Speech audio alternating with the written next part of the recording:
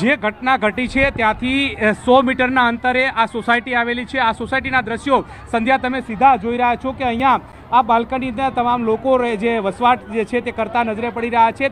અહીંયાથી 100 મીટરના અંતરે જેવી ઘટના ઘટી હતી, તમામ લોકો જે છે તે જેવો ધડાકો થયો અને તમામ લોકો બહાર નીકળી ગયા હતા। હજુ પણ તેઓ ઘરમાં ના રહે તે પ્રકારની વાત છે, કારણ કે જે પ્રકારે જે ધડાકો થયો હતો અને તેમના મનમાં એવો જે વાત ઉદ્ભવી હતી કે ક્યાંક બ્લાસ્ટ થયો છે તે પ્રકારની વાત થતાની સાથે તમામ લોકો જે છે તે બહાર આવી ચૂક્યા હતા। ત્યારે તમામ લોકો જે છે તે બહાર આવી ચૂક્યા છે। તેમના પરિવારજનો એકબીજાને ફોન ઉપર વાત કરી રહ્યા છે કે તેમને કોઈ ઈજા થઈ નથી, પરંતુ વાત એ છે કે આ વિસ્તારમાં આ સોસાયટીમાં રહેતા બે વ્યક્તિ જે છે કે જ્યાં ઘટના ઘટી છે ત્યાં ચાની કીટલી ચલાવતા હતા અને ત્યાં જે ક્રેશ થયું છે અને પાંખિયું જ્યાં પડ્યું છે ત્યાં જ તેમનું અવસાન થયું હોવાની વાત જે છે તે પ્રાપ્ત થઈ રહી છે।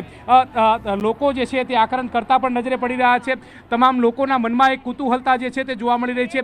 ક્યાંક સ્થાનિકોના મુખેથી રુદન થતું હોય તે પ્રકારના દ્રશ્યો જે છે તે પણ આ સોસાયટીની આસપાસના જે સ્થિતિમાં જોવા મળ્યા હતા। તમામ લોકો ચિંતિત છે, લોકો દુઃખી હોય તે પ્રકારની વાત છે। આ ઘટના બની ત્યારે તમે ક્યાં હતા? શું વાત? કારણ કે જો પ્લેનનું પાખ્યું અહીંયા પડ્યું હતું તો એ પણ મહત્વની જાણકારી છે। આ વિસ્તાર કયો છે અત્યારમાં? મને અસર થઈ હતી અને જેવું મેં જોયું ને તો આગની લપટો એકદમ જ નીકળી ગયા અને જે આજુબાજુ બાઇક સવારો જતા હતા એમને પણ એમની આગમાં જ લપેટમાં આવી ગયેલા। 4-5 જણા ત્યાં ફૂટપાવડી પર બેઠેલા હતા અને એક પ્લેનનો એક ટુકડો ત્યાં 4 રસ્તા પર મને જોવા મળેલો। ચોક્કસથી આ ભાઈ છે કે જેમને ટુકડો જે પડ્યો છે પ્લેનનો તે જોવા મળ્યો હતો તે પ્રકારની વાત જે છે તે કરી રહ્યા છે।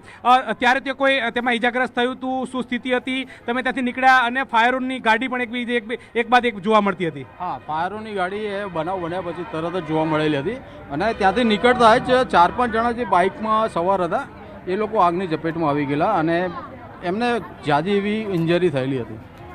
કાકા, ધડાકો થયો, તમે સૂતા હતા ઉપર? ક્યાં હતા? કે શું થયું હતું? શું જોયું તમે? હું હાજર જ નહોતો। તમે શું જોયું? નહીં, ધડાકો જ સાંભળ્યો હતો અહીંયા, ધડાકો સાંભળ્યો હતો અહીંયા। પછી બધા દોડી નીચે આવ્યા અમે, પછી દોડ ગયા ત્યાં સુધી તો કોઈને જવા નતા દેતા ત્યાંથી। ધડાકો જોરદાર થયો હતો। તમારી સોસાયટીના 2 રહીશોનું મોત થયું છે, આવી વાત છે? આજે પણ નહોતો।